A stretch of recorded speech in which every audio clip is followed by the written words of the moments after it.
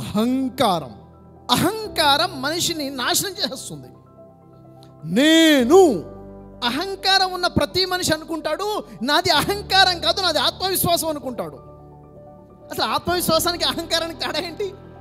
నేను చెయ్యగలను ఆత్మవిశ్వాసం, నేను మాత్రమే చేయగలను అహంకారం. నేను మాత్రమే చేయగలను అంటే ఇంకెవడూ చేయలేడు. నేను మంచివాణ్ణి ఆత్మవిశ్వాసం, నేను మాత్రమే మంచివాణ్ణి అహంకారం.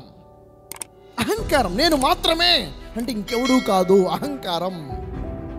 నువ్వు గొప్పోడివే, నేను మాత్రమే గొప్పోడిని అహంకారం. ఎదుటి వ్యక్తిని నీకన్నా తక్కువ చూడటం అహంకారం. ఎదుటి వ్యక్తి కన్నా నువ్వు గొప్పోడు అనుకోవడం అహంకారం. చూడండి, ఒక విషయం గుర్తుపెట్టుకోండి, మనం చేసే పనులు రెండు రకాలు. ఒకటి మంచి పని, రెండోది చెడ్డ పని. కానీ అహంకారం ఉన్నవాడు పనులు రెండు రకాలు అంటాడు. అది మంచి పని చెడ్డ పని అనడు, పెద్ద పని చిన్న పని అంటాడు.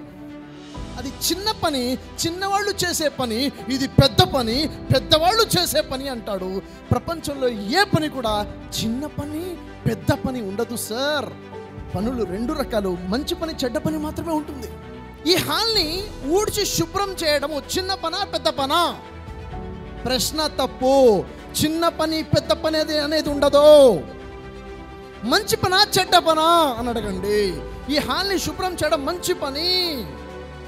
వాష్రూమ్ క్లీన్ చేయడము చిన్న పనా పెద్ద పనా? తప్పు. ప్రశ్న తప్పు. పనులు పెద్ద పనులు చిన్న పనులు ఉండవు. సార్ నో, చెడ్డ పనా మంచి పని అని అడగండి. అది మంచి పని. వాష్రూమ్ని క్లీన్ చేయడం మంచి పని.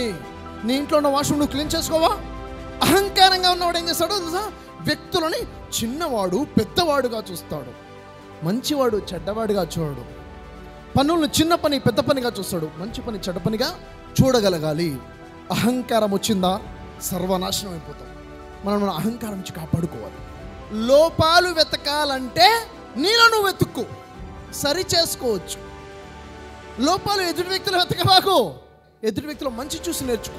ప్రతి ఇంట్లో కూడా ఈరోజు అప్పులు అనేవి సర్వసాధారణం అయిపోయాయి. ఈరోజు చూడండి, ప్రతి దానికి ఖర్చులు పెరిగిపోయాయి, ఎక్స్పెన్సెస్ బాగా అయిపోయినాయి. మనిషి ఇన్కమ్ దానికి సరిపోవట్లేదు, అప్పు చేయడం తప్ప వేరే మార్గం లేకుండా పోయింది. ఏం చేయాలి? ఏం చేస్తే మనీ మన దగ్గర నిలబడుతుంది? లా ఆఫ్ అట్రాక్షన్లో మనం ఏదైతే అట్రాక్ట్ చేస్తామో అది మన లైఫ్లోకి వస్తుంది. కేవలం అట్రాక్షన్ ఏనా? దాన్ని చేసే పద్ధతి ఏంటిది? ఎఫర్మేషన్స్ పర్ఫెక్ట్గా చేసే పద్ధతి ఏంటిది? విజువలైజేషన్ చేసే పర్ఫెక్ట్ పద్ధతి ఏంటిది? గ్రాటిట్యూడ్ ఏ విధంగా ఉండాలి? మన కోసం యూనివర్స్ పని చేసేలా చేయాలంటే ఏం చేయాలి? అండ్ మన లైఫ్లోకి దాన్ని రావాలంటే అది ఎక్కడి నుంచి వస్తుంది? ఇవన్నీ కూడా చాలా క్లారిటీగా రావాలి sir. Authentic way of law of attraction మాట్లాడుతున్నాను. దీనికి బేస్ ఏంటంటే బైబిల్, ఓల్డ్ టెస్ట్మెంట్, న్యూ టెస్ట్మెంట్లో లా ఆఫ్ అట్రాక్షన్ ఫార్ములాసే ఉన్నాయి. ఖురాన్ లా ఆఫ్ అట్రాక్షన్ ఏం చెప్తుంది? వేదాసు, ఉపనిషత్తు, ఇంకా మరి చెప్పాలంటే భగవద్గీత స్ట్రాంగ్గా ఏం లా ఆఫ్ అట్రాక్షన్ ఇస్తుంది. ఇక్కడ కనుక మనం కరెక్ట్గా తెలుసుకుంటే మన లైఫ్లో చాలా గొప్ప మార్పు తెచ్చుకోవచ్చు.